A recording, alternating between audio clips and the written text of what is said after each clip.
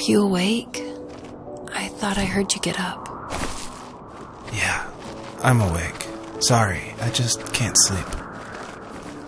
Are you thinking about him? Yeah, a bit. Usually get back to sleep, my love. I'm fine. No, it's okay. What else is on your mind? I don't know. It seems weird, but I had one of the most vivid dreams of my life. I saw a fox on a snowy mountain, just looking confused and worried. Those eyes. I can't get those eyes out of my head. She was running in the windy snow, looking for something. Do you think it has to do with you and what's been going on? I don't know. It was just a dream, Rachel. They're not meant to make sense. A lot's happened the past couple days, that's all. Well, if you're not going to sleep anyway, you should tell me. I want to hear. All right.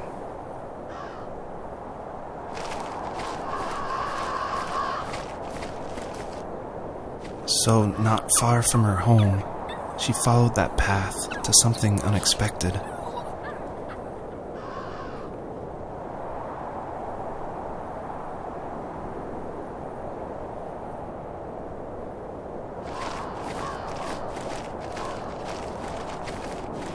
She couldn't stay, though. She had to find her other 2 children. So she took that path. She followed it towards something ancient. Something with answers.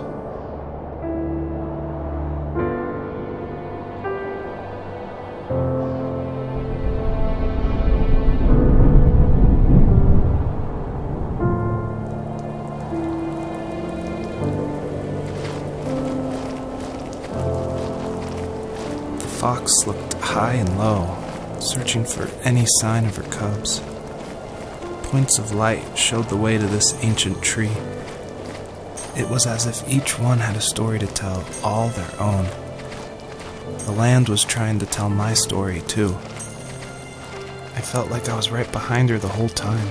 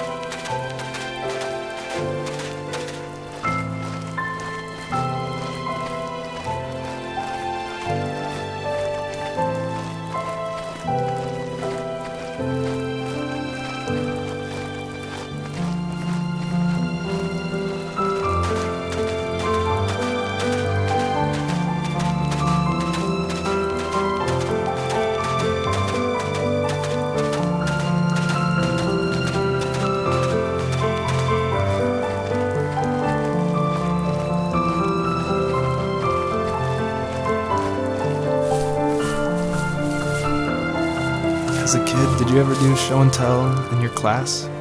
Yeah, I think I only did it once, when I was in the 4th grade. You know how my life was around then. I wanted to show my class what helped pass the time and distracted me, so I brought a dozen paper cranes I had made. I think I told everyone how badly I wanted to be a bird and fly, embarrassingly enough.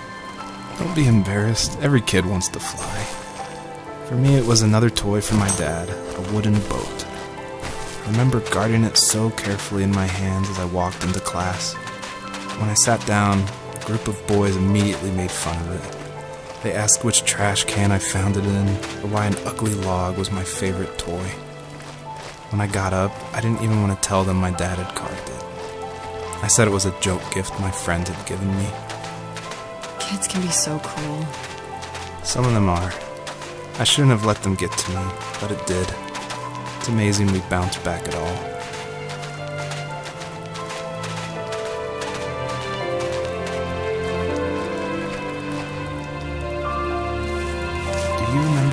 Dad did for a living? Wasn't he like a lumberjack? That's one way of putting it. If wood was a canvas, then a carving knife was his paintbrush.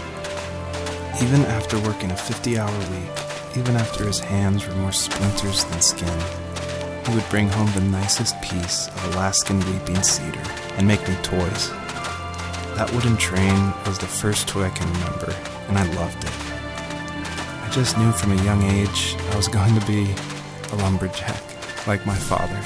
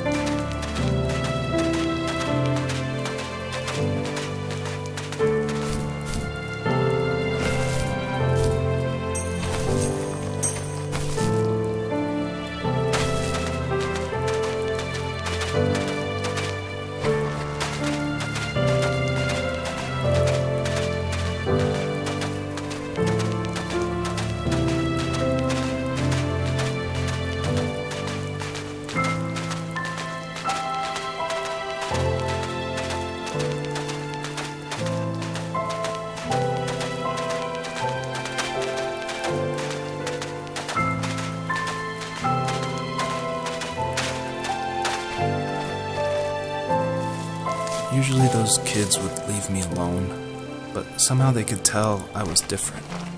They made fun of how far away I lived. They called my dad a sourdough. I was a blabbermouth as a kid, telling my dad stories I made up for hours. But after that show and tell, I didn't tell him much anymore.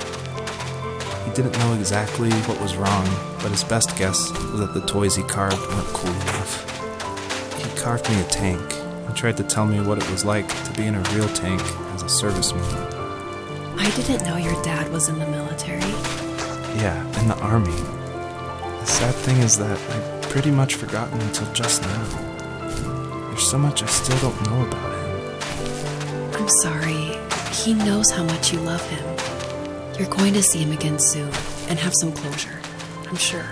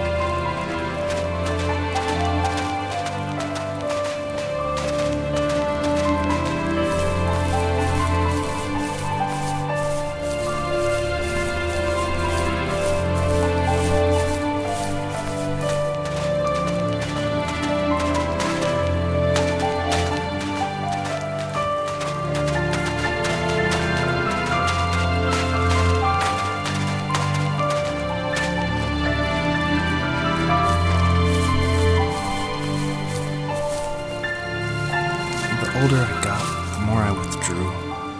I asked myself, Why talk to anybody anyway? Why bother when I'm happy by myself? I started drawing a lot, mostly animals I saw in the woods by my home. I then imagined designing my own hideouts with things like TVs and pantries full of chips and cookies. I think that idea of leaving home and drawing blueprints started my career. I found a lot of solace in that. I'm not surprised, but I did the same thing, you know? There's something special about having a place to call your own. And now look at us. Well, if you count renting in an overpriced city. It's as close as we can get for now.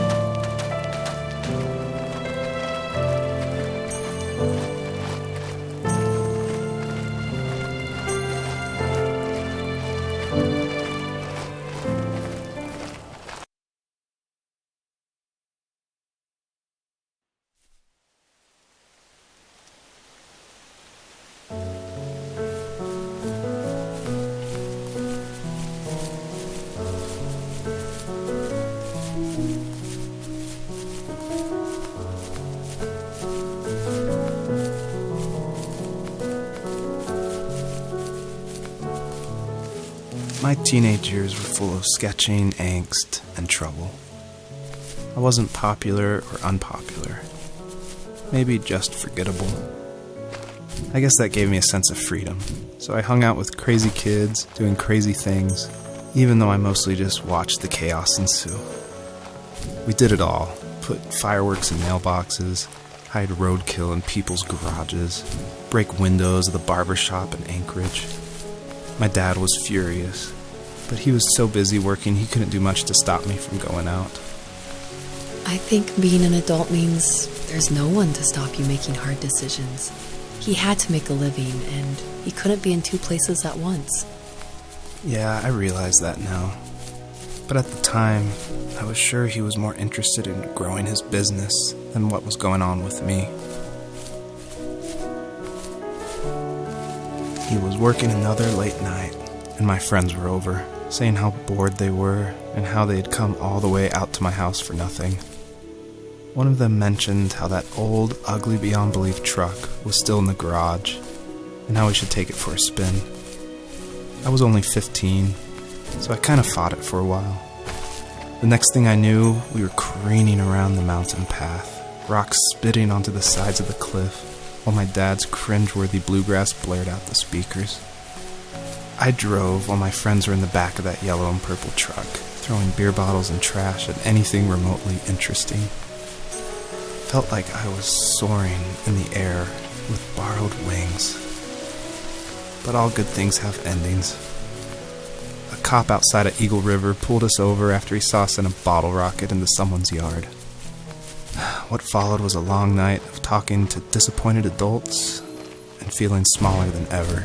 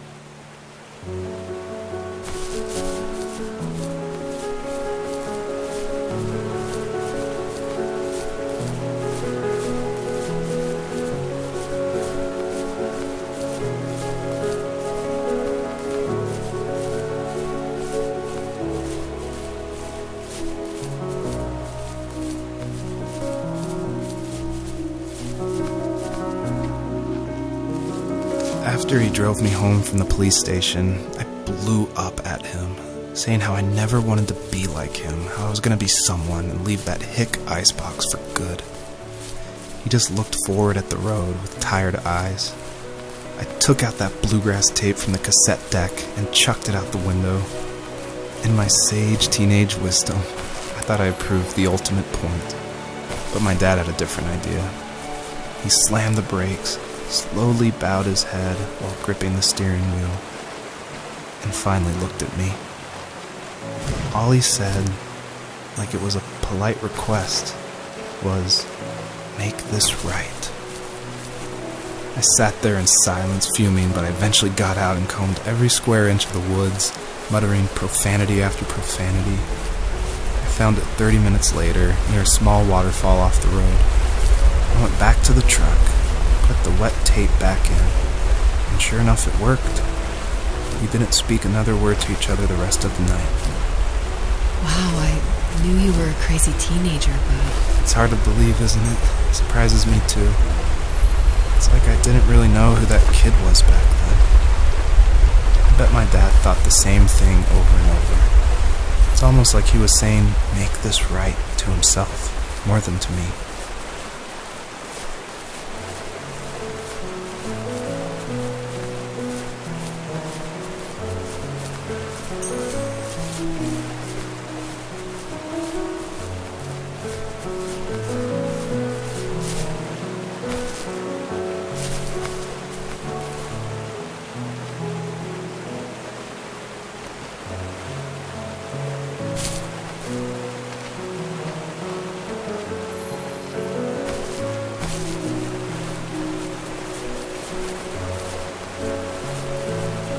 My friends would laugh about that night and talk about how crazy it was, and I laughed along, pretending it didn't bother me. But it did. I imagined my friends growing old in the bush, unable to find that thrill in those godforsaken ice fields. It's like those mountains were a literal wall, keeping me from leaving, where all I would have to look forward to are lumber yards and evening beers. I had to climb over. That was my only goal for a long time.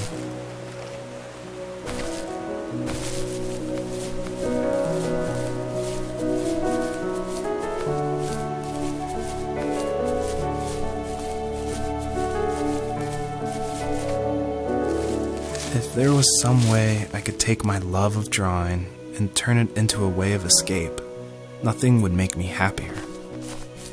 I wanted to create instead of tearing trees down. I wanted to move to the lower 48, not because I hated it there in Alaska, but I hated the idea of it. It's like all of that spite inside me had created this monster which followed me around my whole teenage years. I put so much energy into doing what others didn't expect of me. Why did I do that?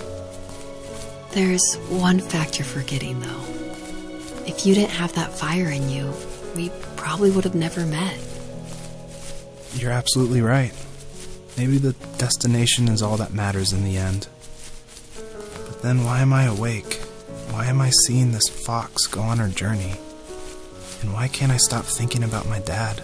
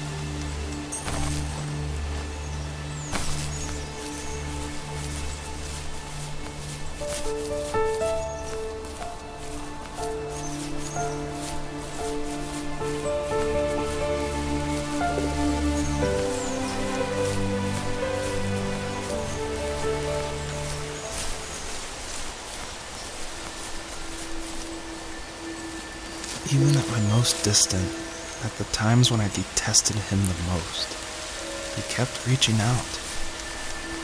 For a year straight, he asked me every week when we were going camping. I thought he was just dense. Eventually, to shut him up, I agreed. We carried out the worn lawn chairs from the garage and set up a cinder block campfire at the site we'd always used behind the house. We walked down the mountain path, talking in the warm sunshine we only got a couple months of the year. Those 3 obsidian rocks shimmered alongside the shore, almost like sparklers pressed against a dark window. I'll never forget that wet stone on my feet, or how those massive mountains looked even bigger in the lake's reflection. I felt small, but grateful. As the sun set, my dad found something I hadn't seen for a long time. The tree where I'd made my first carving when I was 6. I hadn't even carved it. My dad had helped me, but I still called it my tree. Something about seeing my name there made me open up, and we talked about everything that night in that old camouflage tent. I told him how much I loved sketching and design, and how it would be a dream to study architecture in Seattle.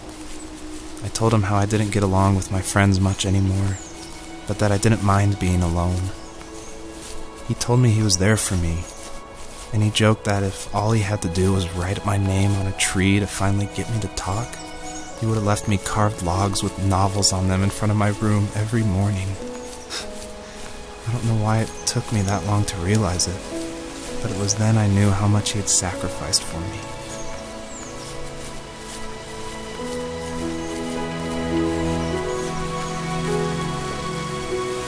My dad built a lot of stuff in his free time.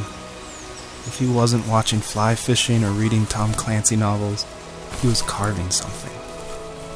He made tons of birdhouses. Not that he was into bird watching, but I think he really missed working and adding on to the home. If he couldn't afford the time to build onto our own house, he would have to settle with watching birds move into their little homes. We kept an old mattress in the bed of that ugly yellow truck, so we would drive it deep into the woods and then watch the birds fly into their houses while the sun set. Usually it was accompanied by venison jerky or a cold Coke, but not a lot of talking, which is how we both liked it.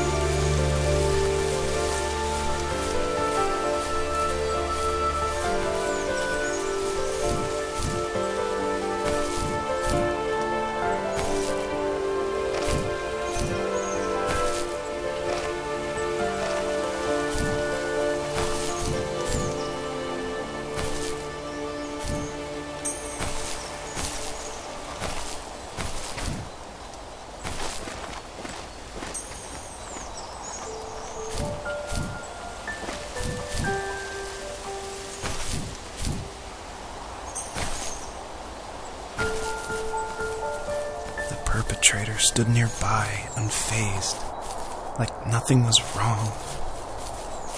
My dad is dead, and he's never coming back, Rachel. I can tell you these stories, but I can never reminisce with him again. He can never hold a grandchild that we'll probably never be able to have. I can never talk to him again, and I'll never be able to say I'm sorry for everything.